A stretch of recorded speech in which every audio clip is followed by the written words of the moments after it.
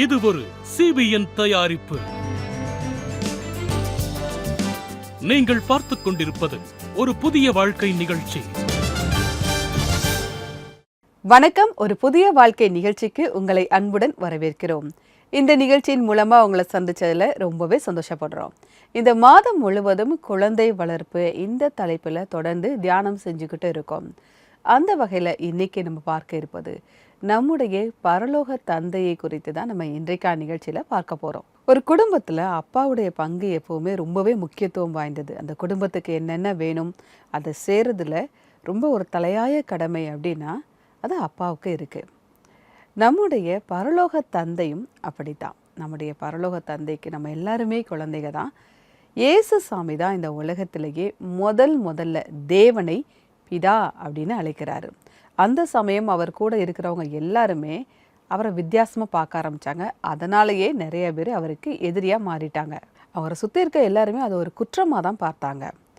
ஆனால் இயேசு சாமி தேவனை பிதா அப்படின்னு தான் அழைக்கிறாரு. சீஷர்கள்லாம் அவர்கிட்ட வந்து நாங்கள் எப்படி ஜெபிக்கணும், எங்களுக்கு ஜெபத்தை கற்றுத்தாங்க அப்படின்னு சொல்லும்போது கூட அவர் பரமண்டலங்களில் இருக்கிற எங்கள் பிதாவே, தேவனே பிதா அப்படின்னு தான் அழைக்கணும், அப்படி தான் நம்ம ஜெபிக்கணும் அப்படிங்கிறதே அவர் கற்றுக் கொடுத்தாரு.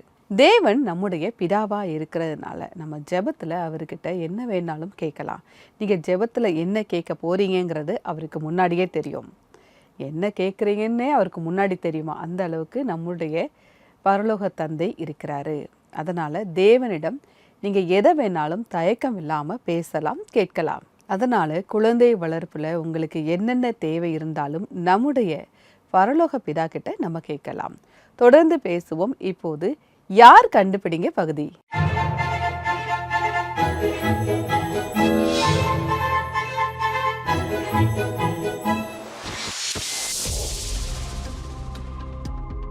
யோவான் புத்தகத்தின்படி நாம் தேவனுடைய டேஸ் என்று அழைக்கப்படுவதினாலே பிதாவானவர் நமக்கு பாராட்டின அன்பு எவ்வளவு பெரிதென்று பாருங்கள். உங்களுக்கான ஆப்ஷன்ஸ்: ஆப்ஷன் ஏ நீதிமான்கள், ஆப்ஷன் பி பிள்ளைகள், ஆப்ஷன் சி சீஷர்கள், ஆப்ஷன் டி பரிசுத்தவான்கள். இந்த கேள்விக்கான பதில் உங்களுக்கு தெரிந்தால் எங்களுக்கு வாட்ஸ்அப்பில் அனுப்பலாம். எங்களுடைய நம்பர் 9910401010. அப்படி இல்லை அப்படின்னா CBN இந்தியா யூடியூப் சேனலில் இன்றைய எபிசோடின் கமெண்ட் செஷன்லையும் பதிவு பண்ணலாம். தந்தை இல்லாதவர்களுக்கு தேவன் பரலோக தந்தையாக இருந்து நமக்கு உதவி செய்கிறார் அப்படிங்கிறத பார்க்குறோம். இதை பற்றி இன்னும் நம்ம நல்லா தெரிஞ்சிக்க ஒரு சாட்சியை பார்க்க இருக்கிறோம். இவங்க ரொம்ப ஃபேமஸான சக்திமான் சீரியலுடைய நடிகையாக இருக்காங்க. அது மட்டும் இல்லை, நிறைய ஹிந்தி படத்தில் இவங்க நடிச்சிருக்காங்க. இவங்க வைஷ்ணவி. இவங்களுடைய சாட்சியை தான் நம்ம பார்க்க போகிறோம். இவங்களுக்கு அப்பா இல்லாமல் இருந்திருக்காங்க. இவங்க வெறுமையை உணர்ந்திருக்காங்க. அப்படிப்பட்ட நேரத்தில் எப்படி தேவன் இவங்களுக்கு உதவி செஞ்சாங்க, ஒரு புதிய வாழ்க்கையை இவங்க பெற்றுக்கொண்டாங்க அப்படிங்கிறத அவங்க சொல்கிறாங்க. வாங்க பார்க்கலாம்.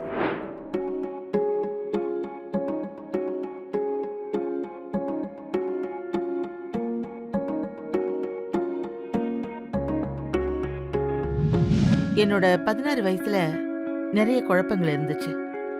நான் நிறைய புத்தகங்கள் படிக்கவும் செஞ்சுருக்கேன். பைபிளை தவிர நான் எல்லா புத்தகத்தையும் படிச்சுட்டேன். இங்கிலீஷில், ஹிந்தியில் எல்லா புனித நூல்களையும் படித்து இந்த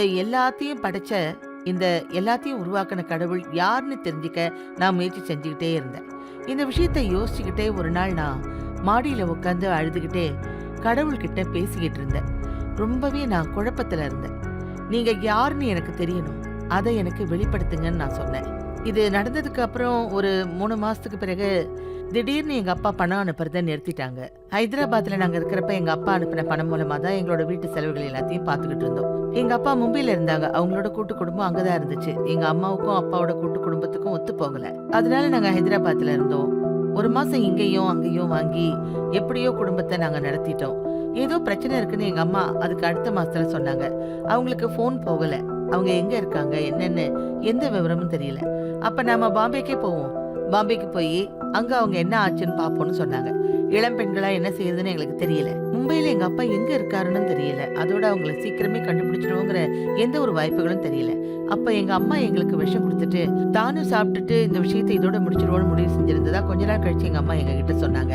ஏன்னா நமக்கு இதுக்கப்புறம் எதிர்காலம் இருக்கிற மாதிரியே தெரியல. எந்த ஒரு வேலையும் கிடையாது, பேங்க் அக்கவுண்ட்ல பணமும் கிடையாது, எந்த ஒரு சேமிப்பும் கிடையாது, எங்களுக்கு உதவி செய்யறதுக்கும் எந்த ஒரு உறவினர்களும் கிடையாது. ஒரு தடவை கூட எங்க குடும்பத்துல இயேசுவை பத்தி பேசுனதும் கிடையாது, பைபிளை பத்தி பேசுனதும் கிடையாது. திடீர்னு பார்த்தோம்னா நான் இங்க போறேன், நான் எல்லாத்தையும் செஞ்சு பார்த்துட்டேன், இப்ப நான் சர்ச்சுக்கு போறேன்னு எங்க அம்மா சொன்னாங்க. நானும் என்னோட சிஸ்டரும் வெளியில வராண்டாவிலேயே நின்றுட்டு இருந்தோம். எங்க அம்மா மட்டும்தான் சர்ச்சுக்குள்ள போனாங்க. அவங்க உள்ள போய் ரொம்ப நேரம் ஜெபம் செஞ்சுக்கிட்டே இருந்தாங்க. அப்ப திடீர்னு ஒரு பக்கெட் நிறைய மேல அன்பு ஊத்துன மாதிரி எனக்கு தெரிஞ்சது. அதாவது அன்புல குளிச்ச மாதிரி இருந்துச்சு. அந்த தேவன் அக்கறை உள்ளவரா இருக்காருன்னு அதுக்கப்புறம் தான் நான் யோசிச்சேன். அதுக்கு பிறகு எங்க வாழ்க்கையில அசாதாரணமான நிறைய ஆசீர்வாதங்கள் வந்துச்சு. நடக்க முடியாத விஷயங்கள் எல்லாம் நடக்க ஆரம்பிச்சிச்சு. அதாவது எங்க அங்கிள் ஒரு ரைட்டர், திகில் பட ரைட்டரா இருந்தாங்க. அதோடு என்னோட சின்ன வயசுல வீராணா அப்படிங்கிற படத்துல நடிக்கவும் வச்சாங்க. அது ஹிட் ஆகவும் செஞ்சது. அப்பா அவங்க எங்களுக்கு உதவி செஞ்சாங்க. அங்கிருந்து தான் என்னோட நடிப்பு பயணம் தொடங்கிச்சு. அப்ப இயேசு மேல எனக்கு இருந்த நம்பிக்கை தொடர்ந்து அதிகமாச்சு. அந்த நேரத்துல தான் எனக்கு சக்திமான் சீரியல்ல நடிக்க வாய்ப்பு கிடைச்சது. அந்த சீரியல்ல நான் பிரதான கேரக்டர்ல நடிச்சேன்.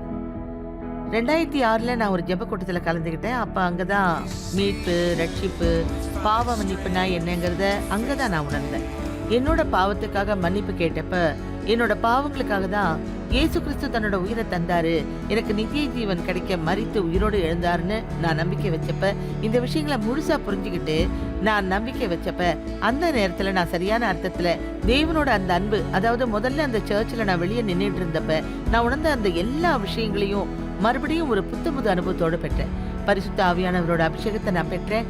தேவனோட அன்பு எனக்கு யதார்த்தமான ஒண்ணா ஆயிடுச்சு. எனக்கு கிடைச்சிருக்கிற இந்த நற்பெயர், பணம், கௌரவம், இன்னும் வேற என்னெல்லாம் எனக்கு கிடைச்சிருக்கோ அதுக்காக நான் உண்மையாவே தேவனோட அன்புக்கு நன்றி உள்ளவளா இருக்கேன். ஏன்னா அவரை நான் ஒரு தந்தையா புரிஞ்சுக்கிட்டேன். அவர் என் மேல ரொம்ப ரொம்ப அன்பா இருக்காரு. நாம நம்மளோட மனசை திறந்து அவர்கிட்ட வந்து உண்மையான மனசோட அவர்கிட்ட மன்னிப்பு கேட்டோம்னா, மன வருத்தப்பட்டோம்னா, உண்மையா அவரை விசுவாசிப்போம்னா தேவனோட அன்பை எல்லாருமே உணர முடியும். அவரோட அன்பை பத்தி சொல்லணும்னா, இந்த பூமியில, இந்த வானத்துல, இந்த உலகத்துல, அதல பாதாளத்துல, ஏன் இந்த அகில உலகத்திலயுமே அவரோட அன்புக்கு போட்டியா எதுவுமே கிடையாது. அந்த அன்பு ரொம்ப அழகானது, நித்தியமானது, நம்மோட அறிவுக்கு அப்பாற்பட்டது, புரிஞ்சிக்க முடியாதது. நன்றி வைஷ்ணவி, உங்களுடைய சாட்சிக்காக மிக்க நன்றி. நீங்கள் தேவனுடைய அன்பை நீங்கள் புரிந்து கொண்டீங்க, ரொம்ப அழகாக எங்ககிட்ட சொன்னீங்க. ஒருவேளை உங்களுக்கு நேரம் கிடைச்சிருந்தா இன்னும் நீங்கள் எங்ககிட்ட பேசியிருப்பீங்க. மிக்க நன்றி. வைஷ்ணவி உண்மையான மனசோட அவங்களுடைய சாட்சியை நம்ம கூட ஷேர் பண்ணாங்க. பொதுவாகவே இந்த உலகத்தில் இருக்கக்கூடிய அப்பாக்களுக்கு ஒரு குறிப்பிட்ட எல்லை இருக்குது. ஆனால் நம்முடைய பரம தந்தையாக தேவனுக்கு எந்த எல்லையுமே கிடையாது. எல்லா நேரத்திலும் அவர் நம்ம கூடவே இருக்காரு, நமக்கு உதவி செய்கிறாரு. தந்தை அப்படின்னாலே நம்ம மேலே எப்போவுமே ரொம்ப அன்பாக இருப்பாங்க. நம்மளை ஏதாவது தப்பு பண்ணால் அவங்க கண்டிப்பாங்க. ஒரு தேவைன்னா நம்ம கூடவே இருப்பாங்க, நமக்கு எப்போவுமே சப்போர்ட் பண்ணுவாங்க. அதுதான் தந்தை அப்படின்னு நம்ம சொல்கிறோம் இல்லையா? ஆனால் பொதுவாகவே நம்ம ஹீரோக்கள் அப்படின்னாலே நம்ம யாரை சொல்கிறோம்? ஒரு கிரிக்கெட் வீரரையோ ஒரு சினிமா ஹீரோவோ நம்ம சொல்கிறோம். ஆனால் உண்மையான ஹீரோ அப்படின்னாலே அது அப்பா தான். நம்முடைய தேவன் தான் உண்மையான ஹீரோ. இப்போ நம்முடைய பரலோக பிதாவை பற்றி பைபிளில் ஒரு வசனம் இருக்குது. நான் உங்களுக்காக அதை வாசிக்கிறேன். எபிரேயர் 12ஆம் அதிகாரம் 5-7 வசனங்கள். அன்றியும் என் மகனே, கர்த்தருடைய சிட்சையை அற்பமாக எண்ணாதே, அவரால் கடிந்து கொள்ளப்படும் போது சோர்ந்து போகாதே. கர்த்தர் எவனிடத்தில் அன்பு கூறுகிறாரோ அவனை அவர் சிட்சித்து தாம் சேர்த்து கொள்ளுகிற எந்த மகனையும் தண்டிக்கிறார் என்று பிள்ளைகளுக்கு சொல்லுகிறது போல உங்களுக்கு சொல்லியிருக்கிற புத்திமதியை மறந்தீர்கள். நீங்கள் சிட்சையை சகிக்கிறவர்களாயிருந்தால் தேவன் உங்களை புத்திரராக எண்ணி நடத்துகிறார். தகப்பன் சிட்சியாத புத்திரன் உண்டோ? குழந்தை வளர்ப்புல ஒரு பெற்றோரா ஒரு முக்கிய கடமை அப்படின்னா குழந்தைங்களுக்கு ஒழுக்கம் சொல்லித்தரது தான். நம்முடைய பரலோக தந்தையும் இதே தான் செய்கிறாரு. சில வேளை நீங்கள் ஒழுக்கம் தவறி போறீங்க அப்படின்னா அவர் உங்களை கண்டிக்கவும் செய்கிறார். வெளியில் இருக்கவங்க கண்டுக்காமல் இருக்கலாம், ஆனால் தேவன் நிச்சயமாக கண்டிக்கிறாரு. ஒருவேளை இப்போ நீங்கள் ஒரு கைவிடப்பட்ட நிலையில் இருக்கிற மாதிரி இருக்கீங்களா? நிச்சயமாக இல்லை, தேவன் உங்களை கைவிடலை. இது உங்களை கண்டிக்கிற ஒரு நேரமாக இருக்கலாம், உங்களை சரிப்படுத்துகிற ஒரு நேரமாக இருக்கலாம். அவர் நம்மை விட்டு விலகுவதும் இல்லை, நம்மை கைவிடுவதும் இல்லை. ஒருவேளை உங்க கூட அவர் இல்லாத மாதிரி தோணலாம், ஆனால் அது உண்மை கிடையாது. அவர் உங்கள் கூடவே தான் இருக்கார். ஒருவேளை இந்த விஷயத்தில் உங்களுக்கு ஒரு ஜெப உதவி தேவை அப்படின்னா நீங்கள் தயங்காமல் எங்களுடைய ஆல் இண்டியா ப்ரேயர் லைனுக்கு கால் பண்ணலாம். எங்களுடைய நம்பர் 9910401010. இந்த நம்பருக்கு நீங்கள் வாட்ஸ்அப்பும் அனுப்பலாம். நம்முடைய நிகழ்ச்சியில் இப்போது வருவது ஒரு சிறிய இடைவேளை.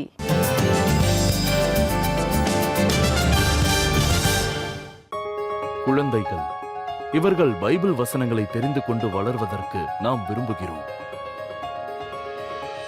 இப்பொழுது சூப்பர் புக் மூலமாக பைபிள் சத்தியங்களை குழந்தைகள் சுவாரஸ்யமான முறையில் கற்றுக்கொள்ளலாம். பென்யமீன் அவங்களோட இருக்கான். இந்த சூப்பர் புக் பைபிள் ஆப்பில் இதே போல்தான் வேடிக்கையான விஷயங்கள் இருக்கிறது. அது உங்கள் குழந்தைகளுக்கு மிகவும் பிடிக்கும். நல்ல விளையாட்டுகளை விளையாடுதல், நல்ல வீடியோக்களை பார்த்தல், பைபிள் கதாநாயகர்களை இன்னும் நன்றாக தெரிந்து கொள்ளுதல் மற்றும் பைபிள் வசனங்கள், இவைகள் எல்லாவற்றையும் குழந்தைகள் வேடிக்கையான முறையில் கற்றுக்கொள்வார்கள். சூப்பர் புக் பைபிள் ஆப் இன்றைக்கு ஆப் ஸ்டோர் அல்லது பிளே ஸ்டோரில் இருந்து டவுன்லோட் செய்யுங்கள்.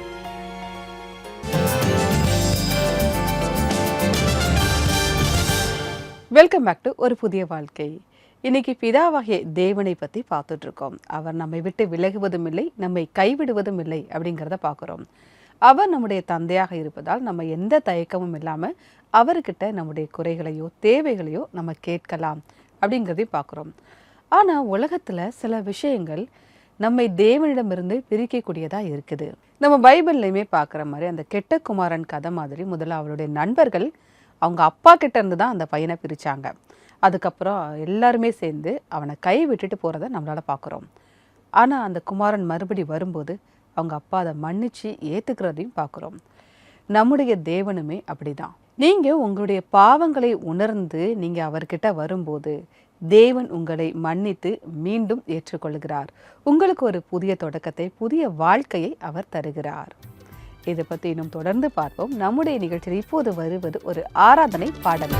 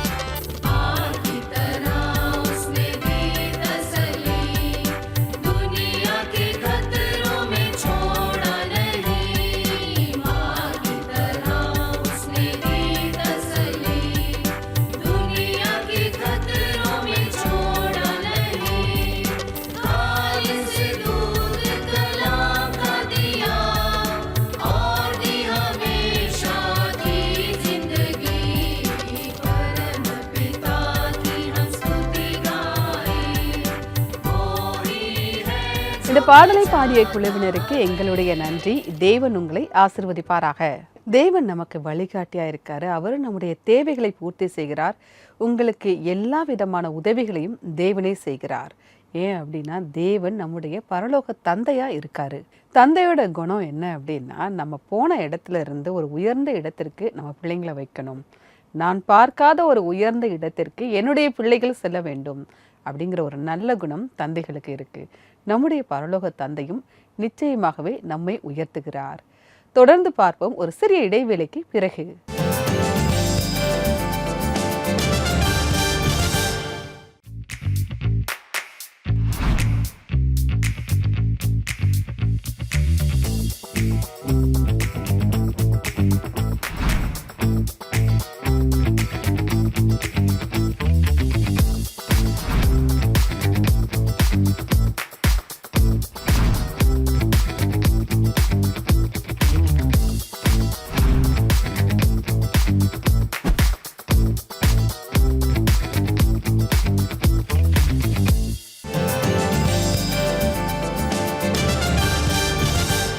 வெல்கம் பேக் டு ஒரு புதிய வாழ்க்கை.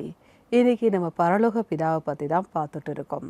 நம்ம தோளை தட்டி கொடுக்க ஒருத்தர் இருக்காரு அப்படிங்கிறத நம்ம தெரிஞ்சுக்கிட்டோம். அது மட்டும் இல்லை, நம்ம அப்பா எவ்வளோ பெரிய ஆஃபீஸராக இருந்தாலும் சரி, மற்றவங்க அவங்கள பார்க்கறதுக்கு ஒரு அப்பாயின்மெண்ட் ஃபிக்ஸ் பண்ணிட்டு போவாங்க. ஆனால் நம்மளுடைய அப்பா அப்படிங்கும்போது நமக்கு எந்த அனுமதியுமே தேவை கிடையாது. நம்ம நினச்ச நேரம் நம்ம அப்பாவை பார்க்க முடியும், நம்ம அப்பா கூட நம்ம பேச முடியும். அதற்கு ஒரே வழி ஜெபம். ஜெபத்தில் நம்ம அப்பா கூட நம்ம பேசலாம். இப்போ நான் உங்களுக்காக ஜெபிக்க போகிறேன், நீங்கள் என் கூட சேர்ந்து ஜெபிக்கலாம். அன்பின் பரலோக பிதாவே, இந்த நேரத்திற்காக நன்றியோடு உம்மை துதிக்கிறோம் சுவாமி. இந்த நேரத்தில் ஜெபித்து கொண்டிருக்கிற ஒவ்வொருவரையும் கண்ணோக்கி பாரும் கர்த்தாவே. அப்பா, சில வேளை உங்களுக்கு பிடிக்காத தவறுகளை பாவங்களை நாங்கள் செய்கிறோம் அப்பா. நீங்கள் எங்களை மன்னித்து ஒரு நிரந்தர அன்பை எங்களுக்கு நீங்கள் தரீங்க. அதற்காக நன்றி கர்த்தாவே. அப்பா, எங்களுடைய தேவைகள் எல்லாவற்றையும் நீங்கள் சந்திக்கிங்க. அதற்காக நன்றி கர்த்தாவே. அப்பா, இதோ ஜெபத்திலே நாங்கள் கேட்பதற்கு முன்னாடியே நாங்கள் என்ன கேட்குறோம் என்பதை நீர் அறிந்திருக்கிறீர். எங்களுடைய தேவைகளை நீர் அறிந்திருக்கிறதற்காக ஸ்தோத்திரம் அப்பா. அப்பா, எங்களுடைய ஜெபத்திற்கு நீங்கள் பதில் தருகிறவராகவே இருக்கிறீர். அதற்காக ஸ்தோத்திரம். உங்களுடைய கிருபை எப்பொழுதுமே எங்களை சூழ்ந்து கொள்ளட்டும். பலப்படுத்துங்கப்பா. அப்பா, எங்களுடைய தவறுகளை மன்னிங்க கர்த்தாவே. அப்பா, இந்த நேரத்திலும் நீங்கள் எங்களை விட்டு விலகுவதும் இல்லை, எங்களை கைவிடுவதும் இல்லை நாங்கள் பார்க்குறோம் கர்த்தாவே. அப்பா, அப்படிப்பட்ட நிலையில் இருந்தாலும் தகப்பனே, நீங்கள் எங்களை கண்டித்து திருத்துகிறீர் அப்படிங்கிறத நாங்கள் பார்க்குறோம் கர்த்தாவே. அப்பா, அதற்காக உமக்கு ஸ்தோத்திரம் கர்த்தாவே. எங்களை நல்வழிப்படுத்துவதற்காக ஸ்தோத்திரம் கர்த்தாவே. ஒவ்வொருவரும் ஒழுக்கத்திலே சிறந்து விளங்க நீங்கள் எங்களுக்கு உதவி செய்தீங்க. அதற்காக ஸ்தோத்திரம். மீதியான வெளியிலும் கர்த்தாவே, உங்கள் கிருபை எங்களை சூழ்ந்து கொள்ளட்டும். நாங்கள் நல்ல பாதையில் நடத்த பரிசுத்தமாக எங்களுடைய வாழ்க்கையை நாங்கள் பாதுகாக்க நீங்கள் உதவி செய்யுங்க. அப்பா, குழந்தை வளர்ப்பிலையும் எங்கள் குழந்தைகளை நல்லபடியாக வளர்க்க நீங்கள் எங்களுக்கு உதவி செய்யுங்க. மீட்பர் இயேசுவின் மூலமாய் ஜெபம் கேளும் பரமபிதாவே. ஆமேன், ஆமேன். நாம் வல்லமையான தேவனிடத்தில் ஜெபித்திருக்கிறோம். நிச்சயமாகவே அவர் நமக்கு உதவி செய்கிறார். இன்னொரு முக்கியமான விஷயம், இந்த உலகத்துல தந்தையா இருக்கவங்க ஒரு குறிப்பிட்ட தூரம், ஒரு குறிப்பிட்ட எல்லை தான் நம்ம கூட வருவாங்க. ஆனா நம்முடைய பரலோக தந்தை எப்பவுமே நம்ம கூட இருக்காரு. அவர் நம்மை விட்டு விலகுவதும் இல்லை, நம்மை கைவிடுவதும் இல்லை. இதை மட்டும் என்னைக்குமே நீங்க மறந்துடாதீங்க. இப்ப இன்றைக்கான பைபிள் வசனம் என்ன அப்படிங்கிறத பார்க்கலாம். அவருடைய நாமத்தின் மேல் விசுவாசம் உள்ளவர்களாய் அவரை ஏற்றுக்கொண்டவர்கள் எத்தனை பேர்களோ அத்தனை பேர்களும் தேவனுடைய பிள்ளைகளாகும்படி அவர்களுக்கு அதிகாரம் கொடுத்தார். யோவான் 1:12. அவர் மேல நம்பிக்கை வைத்து அவரை நீங்கள் ஏற்றுக்கொள்ளும் போது அவருடைய பிள்ளைகளாகும் அதிகாரத்தை அவர் நமக்கு தருகிறார். இதுதான் அவர் எதிர்பார்க்கிறாரு நம்ம கிட்ட. இப்போது ஒரு ஆராதனை பாடலை பார்ப்போம்.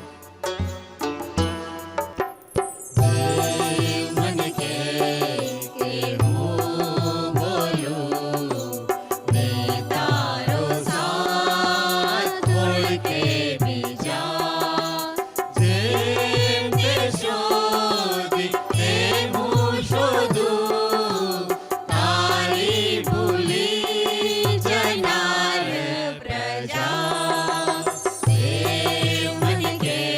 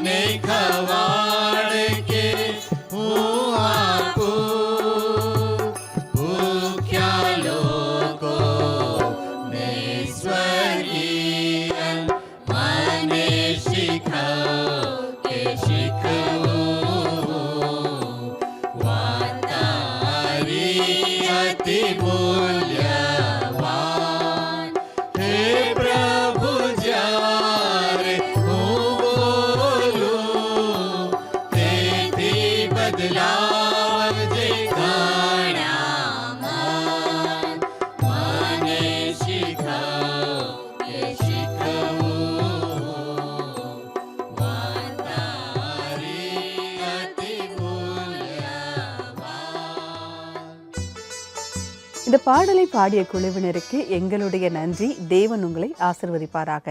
நிகழ்ச்சியுடைய நிறைவு பகுதிக்கு வந்துட்டோம். இந்த உலகம் எல்லாவற்றையும் படைத்த தேவன் நமக்கு பரலோக தந்தையாக இருக்கிறார் அப்படிங்கிறத இன்றைக்கான நிகழ்ச்சியின் மூலமாக நீங்கள் புரிஞ்சிருப்பீங்க.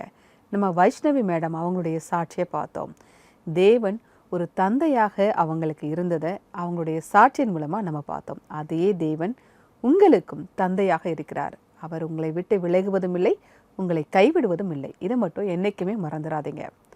இதே போல பாடல்கள், சாட்சிகள் உங்ககிட்டயும் இருக்குதா? நீங்கள் எங்கள் நிகழ்ச்சிக்கு வழங்கலாம். அதுக்கு நீங்கள் எங்களுடைய வெப்சைட்டை விசிட் பண்ணுங்க.